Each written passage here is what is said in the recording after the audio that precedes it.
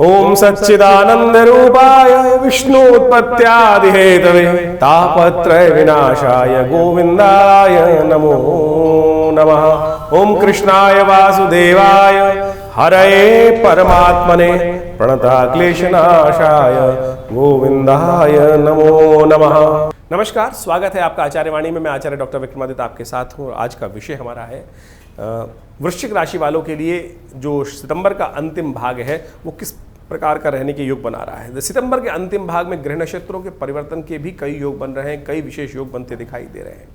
दो ग्रहणों के बीच में ये स्थिति उत्पन्न हो रही है, यानी दो ग्रहण, एक तो ग्रहण 18 तारीख को पड़ रहा है और दूसरा ग्रहण 2 अक्टूबर को पड़ रहा है। इनके बीच में सितंबर का अंतिम भाग बीच में फंस रहा है और ऐसे में ग्रह नक्षत्रों के प्रभाव को भी समझें। श्राद्ध चल रहे हैं, साथ साथ सूर्य केतु बुध की युति के भी योग बन रहे हैं और ये युति कई प्रकार से अच्छी भी है, कई प्रकार से आपको आगे बढ़ाने के योग बनवाने। क्यों? क्योंकि उच्च के होकर बुध साथ साथ केतु के साथ विराजमान है। सूर्य का परिवर्तन हो चुका है और सूर्य की परिवर्तन के साथ साथ क्या कुछ प्रभाव उत्पन्न होगा आपकी राशि के अनुसार से आप समझें। हर राशि के हिसाब से अलग अलग प्रभाव होता है, तो वृश्चिक राशि वालों आपकी राशि में क्या कुछ योग हैं वो आपको सिलसिलेवार तरीके से समझने का प्रयास करना चाहिए। ग्रहण के साथ साथ उसका प्रभाव है वो भी हमने आपको पिछले वीडियो में बताया ही था, आगे आने वाले समय में बताएंगे। लेकिन हम श्राद्ध के संबंध में भी आपको बताने वाले हैं। श्राद्ध कैसे किए जाने, क्योंकि श्राद्ध तो नित्यपति रहेंगे।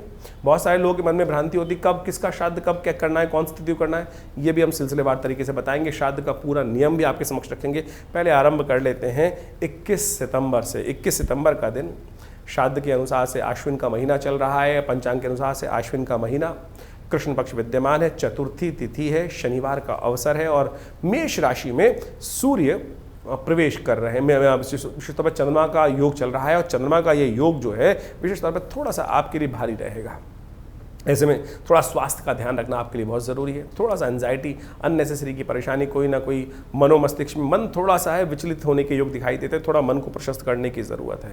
चतुर्थी का श्राद्ध इस दिन किया जाएगा। जिन आत्माओं का देव जो पलायन इस धरा से चतुर्थी के दिन, किसी भी मास की चतुर्थी के दिन हुआ है, चाहे शुक्ल पक्ष चाहे कृष्ण पक्ष, और जिस समय उनका पलायन हुआ उस समय चतुर्थी थी यदि, तो आप चतुर्थी का श्राद्ध, क्योंकि विशेष तौर पर मध्याह्न के समय में चतुर्थी विद्यमान है, तो उस दिन आप उन चतुर्थी के निमित्त दिवंगत आत्माओं का श्राद्ध पूर्ण श्रद्धा के साथ कर सकते हैं। ये बड़ा श्रेष्ठ रहेगा। तो इस तिथि में शनिवार का योग बन रहा है और आपके शनि के संबंध में यदि हम बात करें तो इन दिनों शनि महाराज आपकी राशि के अनुसार से वक्री अवस्था में चतुर्थ भाव में बैठे हुए हैं और वक्री ग्रह विशेष तौर पर शुभ होते हुए भी कई बार परेशानी का योग दे देता है। तो शनि स्वग्रही है लेकिन वक्र अवस्था में है तो थोड़े टेढ़े चल रहे हैं, तो ऐसे में ध्यान रखने की ज़रूरत है।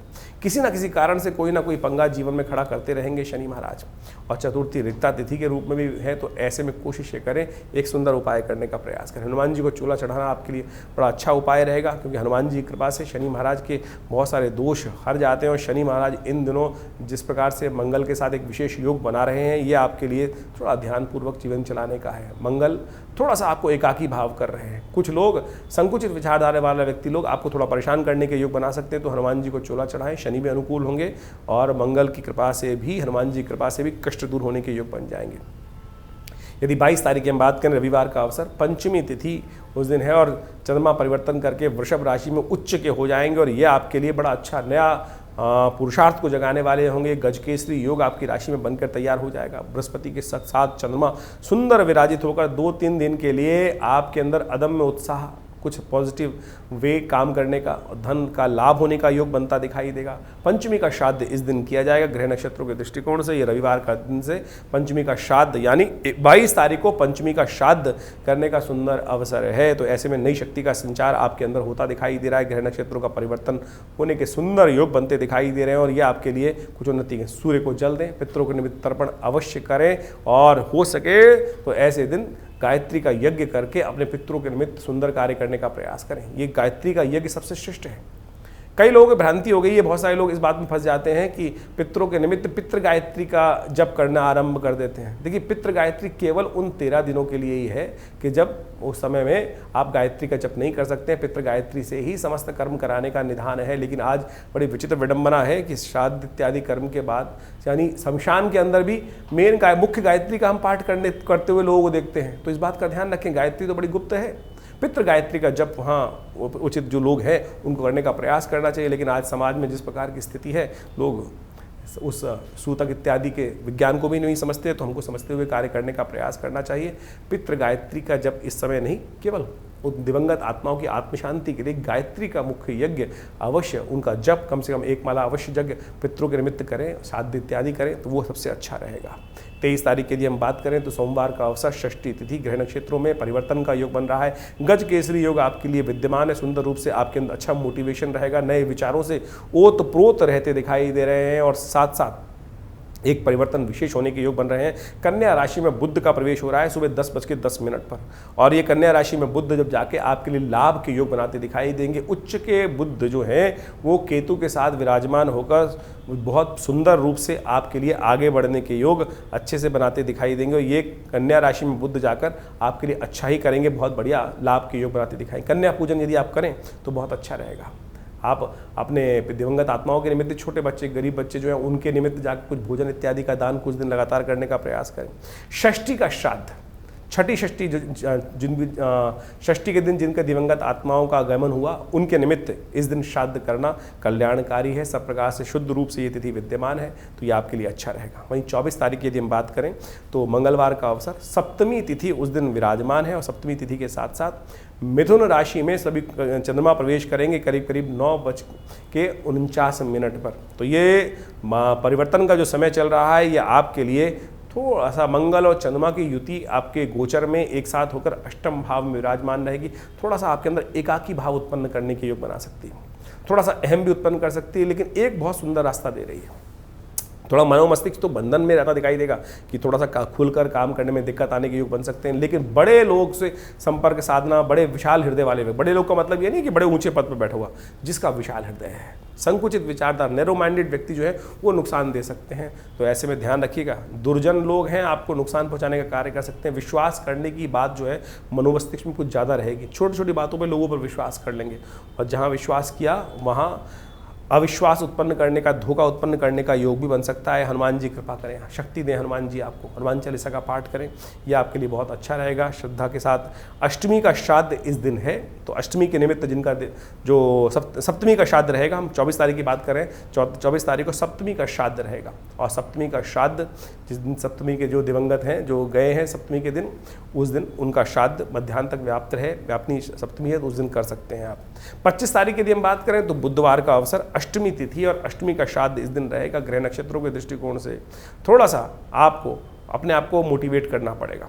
इन दिनों ग्रह नक्षत्रों का युग जो चल रहा है थोड़ा सा आपको कहीं ना कहीं डिप्रेस कर रहा होगा। मौसम भी ऐसा चल रहा है, वातावरण भी ऐसा चल रहा है, श्राद्ध के समय चल रहे हैं, तो मन में कई बार थोड़ा सा वीतरागिता उत्पन्न करने के योग बनते हैं। ग्रह नक्षत्र भी वही दिखा रहे हैं कि थोड़ा मनोमस्तिष्क में थोड़ा सा संसार के प्रति विरक्ति की भाव, लोगों की हल्की सी जो उपहास है, लोगों का हल्का सा जो विचित्र स्वभाव होता है, वो आपको कहीं ना कहीं ठेस पहुंचा सकता है। संसार ऐसा ही है, संसार में लोग जो है सुख के सब साथी, दुख में ना कोई, ये बात कही गई है ना, तो ये स्थिति मन को थोड़ी सी आपको विश्वास करते हुए इन सब चीज़ों को समझने का प्रयास करना चाहिए। अष्टमी का श्राद्ध है, बुधवार का अवसर है, श्री गणेश का सुंदर स्तवन करें, गणेश जी को दूर्वा अर्पित करें, आपके विघ्नों को दूर करने का सुंदर रास्ता कहीं ना कहीं भगवान की कृपा से परिवर्तन करने का योग बनता दिखाई देगा।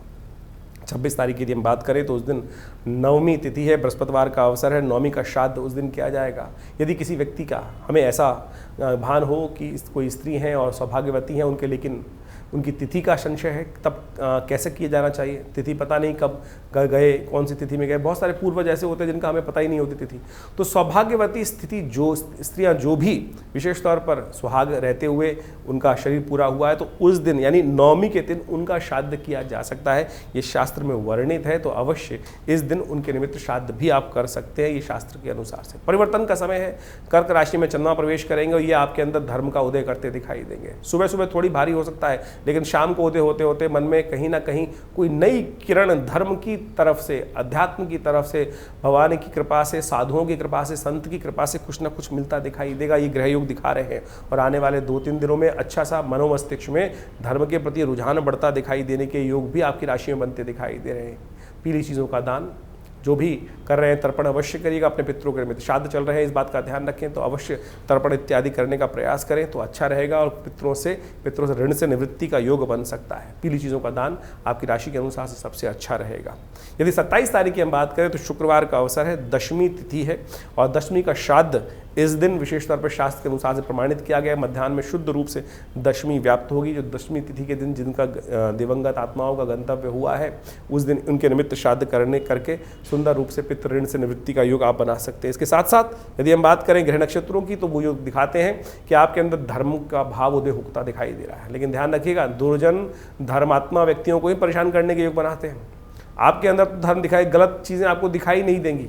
धर्म की प्रति इच्छा, धर्म की कथा सुनना, ये सब योग आपकी राशि के अनुसार से बनते दिखाई देते हैं। देखिए, ये सब ज्योतिष के अंदर वर्णित है कि आप किसी दिन धर्मात्मा ज़्यादा हो रहे हैं, किसी दिन धर्म में इच्छा जाग रही है, किसी दिन आप गलत कर रहे हैं, किसी दिन आपका अनेक प्रकार का जो माहौल बन रहा है, वो कहीं ना कहीं विशेष तौर पर ऐसे भाव उत्पन्न कर सकता है। और इन दिनों ग्रह नक्षत्रों के प्रभाव से शुक्र इत्यादि का योग आपकी राशि के अनुसार से ऐसा बना हुआ है कि जो कई बड़े व्यक्तियों से यदि संपर्क साधने का प्रयास करोगे, बड़े व्यक्ति का आम अटका हुआ है, तो उनसे संपर्क साधने का आपको प्रयास करना चाहिए। ग्रह दिखा रहे हैं कि बहुत सारे बड़े राजयोग बना हुआ है एक तरह से आपकी राशि के अनुसार देखें तो 12वें भाव में शुक्र स्वग्रही होकर गोचर में इस वक्त विद्यमान है। बुध जो है वो स्वग्रही होकर उच्च के होकर 11वें भाव में विद्यमान है। तो ये चंद्रमा सुंदर भाव से स्वग्रही होकर आपके धर्म में स्वयं विद्यमान है। तो ये ग्रह नक्षत्र 2-3 दिन तो बहुत अच्छे योग बनाते दिखाई दे रहे हैं। तो इसका उपयोग आप करने का प्रयास करें, अच्छे अच्छे प्लेटफॉर्म्स पे जाकर अपने लोगों से मिलने का प्रयास करें, संपर्क को साधने का प्रयास करें। चीज़ें आपके लिए अनुरूप हो सकती हैं, लेकिन शनि महाराज का थोड़ी सी कृपा की आवश्यकता है। शनि चल रहे हैं इन दिनों वक्री, तो गौ सेवा करें,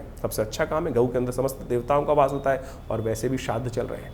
गऊ को भी यदि कोई ब्राह्मण नहीं मिल पा रहे हैं तो गऊ को ही ग्रास निकाल दीजिए, तो उससे भी आपके लिए अच्छे योग बन सकते हैं, कष्टों को निवारण करने के योग बन सकते हैं। 28 तारीख की यदि हम बात करें तो शनिवार का अवसर, एकादशी तिथि है, बड़ी देव योग से बड़ा सुंदर योग बना है। पिछली बार से 2 एकादशियाँ जो है, पिछली एकादशी भी शनिवार के दिन पड़ी थी और ये एकादशी भी शनिवार के दिन पड़ गई है।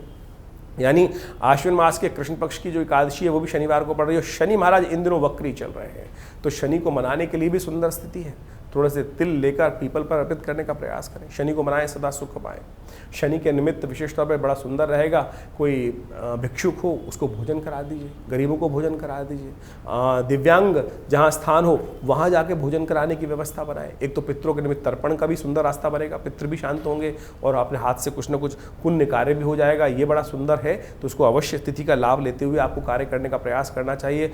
योगा ग्रहों का योगा योग तो हमने आपको समझाने का प्रयास ही किया, किस प्रकार के योग बन रहे हैं। यदि 29 तारीख की हम बात करें तो 29 तारीख को द्वादशी तिथि है और ग्रह नक्षत्र परिवर्तन कर आपके लिए बड़ा सुंदर योग बनाते दिखाई दे रहे हैं। आपके कार्यों में विजय प्राप्त करने के, सफलता प्राप्त करने के, कर्म के अनुसार से फल प्राप्त होने के योग बनते दिखाई दे रहे हैं। तो यानी पूरी कर्तव्य निष्ठा के साथ काम पे लग जाइए। आने वाले 2-3 दिन आपके लिए इतने पॉजिटिव हैं कि जितना करोगे ना, जितना कुआं खोदोगे उतना पानी निकाल पाओगे। यानी जितनी मेहनत करोगे उसका फल पूरी तरह से आपको सफलता की तरफ अग्रसित करने के सुंदर रास्ते बनाने के योग बनाता दिखाई दे रहा है। सन्यासियों के निमित्त भी श्राद्ध इस दिन किया जाता है। द्वादशी का जो श्राद्ध होता है वो सन्यासियों के निमित्त होता है, जो विशेष तौर पर घर परिवार छोड़ गए, अपना श्राद्ध स्वयं कर गए, उसके बाद जीवन चला रहे हैं, लेकिन उनके निमित्त भी उनका पता भी नहीं कब क्या होता है, कहाँ चले गए। हमारे कहा गया कोई व्यक्ति घर से चला जाए तो उसके निमित्त भी श्राद्ध करना चाहिए। तो सन्यास जिन्होंने ग्रहण कर लिया है, बहुत सारे लोग घर में ऐसे होते हैं, तो उन आत्माओं के लिए भी, उन सन्यासियों के लिए भी श्राद्ध इस दिन करने के लिए शास्त्र में कहा जाता है। तो एक ब्राह्मण को बुलाकर कुछ भोजन करा दिए। सन्यासी जहाँ दिखाई दे जाए, जो महात्मा इत्यादि दिखाई दे जाए, श्रद्धा के साथ। देखो एक बात समझना कि ऐसे कोई दिखाई नहीं देता किसके जीवन में, ये भगवान की कृपा ही हुई तभी संतों से दर्शन होते हैं। तो संत इत्यादियों को भोजन कराना, उनकी सेवा करना इस दिन बड़ा संतोष वर्धक कार्य हो सकता है, बड़ा सुंदर कार्य हो सकता है। अवश्य इसको करने का प्रयास कीजिएगा। ये तिथि बड़ी सुंदर है। 30 तारीख की यदि हम बात करें, सोमवार का अवसर, त्रयोदशी, और इस दिन त्रयोदशी का श्राद्ध किया जाएगा। साथ साथ सोम प्रदोष का योग भी बना हुआ है। शाम के समय त्रयोदशी विद्यमान है, शुद्ध रूप से त्रयोदशी तिथि और सोमवती त्रयोदशी, ये बहुत सुंदर योग है। ग्रह नक्षत्रों के दृष्टिकोण से आपके राशियों के अनुसार से जो प्रभाव बन रहा है वो बड़ा अच्छा बनता दिखाई दे रहा है। चंद्रमा के बिल्कुल सम्मुख शनि महाराज बैठे हुए हैं। बृहस्पति महाराज पूरी तरह से आपकी राशि के अनुसार से इस वक्त आपके लिए आपके ओरा को अच्छा करते दिखाई दे रहे हैं। मेहनत का फल प्राप्त होने के सुंदर आपकी राशि के अनुसार से योग बनते दिखाई दे रहे हैं। सोम प्रदोष के दिन देखिए एक सुंदर उपाय करने का प्रयास करें। चंद्रमा बहुत जल्दी जल्दी बदलते हैं और मन की स्थिति बहुत जल्दी जल्दी परिवर्तित हो जाती है। मन के साधने से ना समस्त कर्म सुंदर रूप से बन जाते हैं। और चंद्रमा की बड़ी विचित्र स्थिति रहती है, मन का कारक है और ये बहुत जल्दी जल्दी बदलता है। ग्रहों के अंदर सबसे तेज कोई बदलता है तो चंद्रमा ही बदलता है। और देव योग से सुंदर योग बना है सोमवती, विशेष रूप से त्रयोदशी का योग, सोम प्रदोष का योग बन गया है। सोम प्रदोष का योग जो होता है मन को साधने के लिए, भगवान शिव की कृपा प्राप्त करने के लिए। स्वास्थ्य में यदि कोई कष्ट चल रहा है तो उसको ठीक करने के लिए बड़ा अद्भुत है, तो शाम के समय भगवान शंकर का सुंदर रुद्राभिषेक करें। यदि आप नहीं कर पा रहे हैं तो आश्रम पे सुंदर उन सब कर्मों के निमित्त व्यवस्थाएं रहती हैं, समय समय पर सुंदर कार्य चलते रहते हैं। आप सब अपने निमित्त इन समस्त कार्यों में आश्रम के साथ जुड़कर विवेकानंद योगाश्रम आपके लिए सदा बहुत सारे कार्य करने के समय समय पर योग बनाता रहता है। तो आप सब विवेकानंद योगाश्रम से सादर जुड़े, और श्राद्ध के संबंध में भी बहुत सारी विशेष बातें हैं, वो भी आप जानने का आपको प्रयास करना चाहिए। हम उन सब की विवेचना भी उपस्थित कर रहे हैं आपके सामने। तो जैसा भी आपने सुना, पूरा सिलसिलेवार तरीके से आपकी राशियों में किस प्रकार का योगायोग बनता दिखाई दे रहा है। इसके साथ साथ हमने आपको विशेष तौर पर बताया श्राद्ध के बारे में। श्राद्ध भारतीय संस्कृति का एक ऐसा विषय है जिसको कहा जाता है श्रद्धा का समर्पण। श्राद्ध का नाम ही श्रद्धा के समर्पण से बना है, और भारतीय सनातन संस्कृति का एक ऐसा अद्भुत विभाग है कि जिसको हम समझ लेते हैं कि मृत्यु एक जीवन का अंत है। देखिए, मृत्यु एक जीवन का चक्र है, जन्म मृत्यु। इस संसार में न तो जन्म का चक्र कभी समाप्त होता है, ना मृत्यु का चक्र कभी समाप्त होता है। पुनरअपि जन्मम पुनरअपि मरणम शास्त्र में कहा गया है, और आदि शंकराचार्य जी ने इसको प्रतिपादित भी किया है कि हम बार बार जन्म लेते हैं और बार बार मृत्यु को प्राप्त होते हैं। तो इसलिए ये जो हम सोच के आते हैं कि एक बीज को डाला, उसके बाद समाप्त हो गया बीज, उसके बाद जीवन की लीला समाप्त, उसके बाद कुछ नहीं, मृत्यु के बाद भी आगे बहुत कुछ है। पुनरअपि जन्मम, ये बात सैद्धांतिक तौर पर सत्य के रूप में शास्त्र में प्रतिपादित की गई है। श्राद्ध उसका वास्तविक तौर पर प्रमाण है, ज्योतिष उसका वास्तविक तौर पर प्रमाण है कि हम पुनर्जन्म में विश्वास करने वाले लोग वास्तविक तौर पर भारतीय संस्कृति का एक वैज्ञानिक स्वरूप है ज्योतिष। ज्योतिष के अंदर हम जब दशाओं को निकालते हैं, गतरक्ष सर्वक्ष इत्यादि नक्षत्र की कैलकुलेशन करते हैं, तो उसके अंदर भुक्त भोग्य की व्यवस्था आती है कि कितनी दशा, कौन सी दशा नक्षत्र के किस अंश पे आपका जन्म हुआ है, किस वेला में आपका जन्म हुआ है, उसके अनुसार से उस नक्षत्र के अनुसार से कौन सी दशा में आपका जन्म हुआ, कितना भुक्त हो चुका था, कितना भोग्य बाकी है। यानी हम जब आप अपनी विंशोत्तरी दशा को देखेंगे अपनी जन्मपत्री के अंदर, तो वहाँ लिखा होता है जैसे किसी की दशा में कौन सी दशा में जन्म हुआ, तो कितना आप पूर्व जन्म में भोग चुके हैं, और उसकी बैलेंस दशा जो है वो इस जन्म में आपको भोगने को मिलने वाली है। तो उसके हिसाब से पूरा यानी गतरक्ष सर्वक्ष निकालकर आप सही समझ सकते हैं कि ये जीवन बार बार प्राप्त होने वाला है। तो उसी प्रकार से, और पुनर्जन्म जो है वो इतनी जल्दी होता नहीं है, हमारे शास्त्र में कहा गया है। बहुत सारे लोग भ्रांति के रूप में इस कथाओं को सुना देते हैं कि व्यक्ति की मृत्यु हुई, जीवन समाप्त हुआ और कुछ ही दिनों में उसका पुनर्जन्म प्राप्त हो गया। लेकिन शास्त्र प्रतिपादित करता है कि हर व्यक्ति को अपने, देखो, 1 वर्ष तक तो आपको प्रेत योनि में ही रहना है जीवन समाप्त होने के बाद। जब तक आपकी उन्मासिक श्राद्ध पूरे नहीं हो जाएंगे, यानी 1 वर्ष तक, 1 वर्ष के बाद ही व्यक्ति प्रेत योनि से निकलकर पितृ योनि में जाता है। तो उस 1 वर्ष के अंदर तो प्रेत योनि होनी है, तो इतनी जल्दी पुनर्जन्म होना ही नहीं है। तो इस बात को हम समझें कि श्राद्ध किनको करना है किनको नहीं करना, ये तो भेद हो ही नहीं सकता। क्या स्त्री, क्या पुरुष, क्या छोटा, क्या बड़ा, हर कोई अपने दिवंगत आत्माओं की आत्म शांति के लिए श्राद्ध कर सकता है। जब हम श्राद्ध करते हैं तो वे देवताओं का श्राद्ध करते हैं, ऋषियों का श्राद्ध करते हैं। सप्त ऋषियों का श्राद्ध के साथ साथ हम ब्रह्मा विष्णु महेश इत्यादि समस्त ऋषिगण का भी श्राद्ध करते हैं, अवतर्पण इत्यादि करते हैं ना साथ में। तो इस बात को समझे, कोई भी किसी के निमित्त श्राद्ध कर सकता है। तो श्राद्ध इत्यादि श्रद्धा का समर्पण तो कहीं भी किया जा सकता है ना। तो आज बहुत सारे लोग कहते हैं कि भाई बड़े भाई कर लेंगे, छोटे भाई नहीं करेंगे, भाई कर लेंगे, स्त्रियां बहनें नहीं कर सकती। अरे कोई भी कर सकता है। राम की जब भगवान रामायण के अंदर इस कथा को बड़ी सुंदर तरीके से कहा गया है कि भगवान राम जब गया पहुँचे और उन्होंने वो श्राद्ध कर्म करने के लिए लक्ष्मण जी को हाट भेजा, दुकान में भेजा कि सामान लेके आओ, कि व्यवस्था करो, श्राद्ध करना है। और जब वो नहीं पहुँच पाए समय से, तो भगवान राम स्वयं लक्ष्मण जी को देखने गए, तब तक श्राद्ध का मुहूर्त ना निकल जाए, भगवती ने स्वयं वो श्राद्ध कर्म पितरों के निमित्त किया। तो जब सीता जी कर सकती हैं श्राद्ध स्त्री होते हुए, तो आप ये किस बात भ्रांति में बसे हुए हैं कि नहीं केवल पुरुष ही श्राद्ध कर सकते। शास्त्र, भारतीय संस्कृति स्त्री पुरुष में कोई भेद नहीं मानता है। ये बात हमको अच्छे से समझ लेनी चाहिए। कुछ लोगों ने इनको अनेक प्रकार से उपस्थित करने का प्रयास किया, वो मति भ्रम हो सकता है, व्यक्तियों के ज्ञान के ऊपर समस्या हो सकता है। लेकिन जो मैं कथा में आपके समक्ष उपस्थित कर रहा था कि भगवान राम की अनुपस्थिति में भगवती सीता ने स्वयं पितृ इत्यादि यानी दशरथ इत्यादि जी का श्राद्ध करने के लिए गया में सुंदर व्यवस्था बनाई। तो आप भी कोई चिंता ना करें इस बात को, विशेष तौर पर हमें अपने पितरों के निमित्त श्राद्ध करना चाहिए। कई लोग ऐसा कह देते हैं गया का नाम आया है तो हम गया में जाके पिंड छुड़ाया है, उसके बाद आगे करने की आवश्यकता नहीं है। अरे वहाँ के महात्म्य वर्णित है कि इतने सुंदर स्थल है कि यहाँ पर पितृ को मोक्ष प्राप्त करने का सुंदर रास्ता बन जाता है, उसकी आवश्यकता नहीं होती। लेकिन ये तो आपका श्रद्धा का समर्पण है। जब तक आप हैं तब तक अवश्य अपने पितरों के निमित्त 3 पीढ़ी तक 3 पीढ़ी तक, पिता, पितामह, परपितामह, यानी 3 पीढ़ी तक अवश्य हमको अपने समस्त लोगों का श्राद्ध करने की कार्य करने का अवश्य प्रयास करना चाहिए। मध्याह्न काल शास्त्र के लिए सबसे श्रेष्ठ है, यानी जिस तिथि को मध्याह्न काल में हो, उस तिथि जो मध्याह्न काल में जो व्यापनी हो उस तिथि, उसी में उस दिवंगत आत्मा जो गए हैं उनका श्राद्ध किया जाना चाहिए। यदि आपको ज्ञात है कि किस समय उनका गंतव्य हुआ, उस समय प्रत्यक्ष रूप से कौन सी तिथि विद्यमान थी, उस तिथि में चाहे कृष्ण पक्ष है चाहे शुक्ल पक्ष है, तो इन श्राद्ध अश्विन के श्राद्ध के समय में पितृपक्ष के दौरान उनका अवश्य तर्पण। और श्राद्ध में क्या क्या करना चाहिए? वैसे तो विधान बहुत लंबा चौड़ा है, जितना आप कर सकते हैं। गायत्री जप अवश्य करें, तर्पण अवश्य करें, पिंडदान अवश्य करने का प्रयास करें, तर्पण इत्यादि के साथ साथ गायत्री का जप कर सकते हैं, गायत्री का यज्ञ कर सकते हैं, ब्राह्मणों को भोजन करा सकते हैं, गऊ के घास निकाल सकते हैं, चींटी, भुक्षुक, कौआ, काग इत्यादि के लिए अवश्य कुछ भोज्य पदार्थ, श्वान के लिए भोज्य पदार्थ अवश्य निकालने का, ये बलि अवश्य करने का प्रयास करना चाहिए। ये शास्त्र में विधात वर्णित है, तो अवश्य हमें सबको जितना हो सके, कोई ब्राह्मण नहीं मिल रहा है, ब्राह्मण मिल जाए तो बहुत अच्छी बात है, नहीं तो गऊ के निमित्त एक प्लेट में खाना लगाया, भोजन किया, उनका तर्पण करते हुए साथ साथ उनको समर्पित करने का प्रयास करें। और कोशिश ये करें अवश्य श्राद्ध के साथ, नहीं व्यवस्था हो पा रही तो कोई चिंता नहीं, आप 2 केले भी दान कर देंगे तो भी आपके पितृ आपको आशीर्वाद। बहुत सारे लोग पितृ दोष से समस्या उत्पन्न कर लेते हैं कि पितृ दोष हो गया कुंडली, अरे पितृ दोष नहीं होता, पितृ ऋण हो सकता है। आप अपना कर्म नहीं करोगे तो पितृ ऋण के रूप में आपके जीवन में वो भार चढ़ता चला जाएगा, ब्याज दर ब्याज के रूप में आपके जीवन में वो ब्याज दर ब्याज, वो ऋण चक्रवर्ती ब्याज की तरह परेशान कर सकता है। लेकिन पितृ आपसे रुष्ट हो, ये बड़ी विचित्र बात लगती है कि पितृ रुष्ट हो गए। बहुत सारे लोग बोलते हैं पितृ रुष्ट, अरे माता पिता किसी से कभी रुष्ट हो सकते हैं क्या?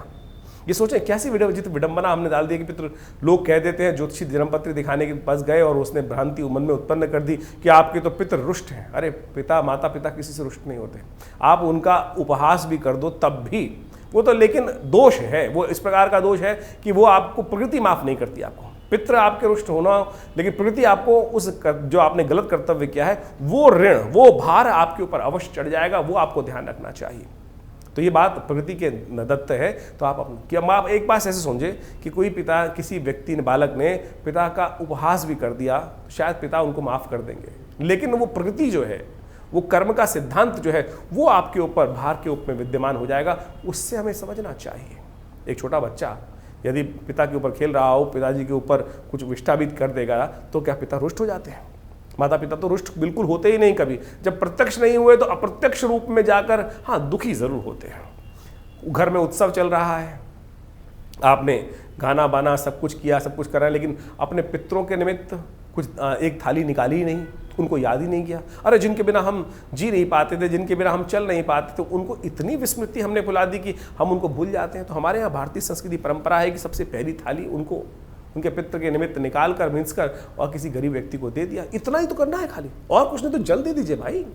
हर नित्यपति तर्पण, यही नहीं श्राद्ध के अवश्य करें, पितृ निमित्तिक श्राद्ध बोला गया है। निमित्तिक श्राद्ध, शास्त्र में 12 प्रकार के श्राद्धों का वर्णन आता है। और जो पावर्ण्य श्राद्ध इस वक्त हम पर्व में कर रहे हैं, पक्ष में कर रहे हैं, पावर्ण्य श्राद्ध के अंतर्गत आता है।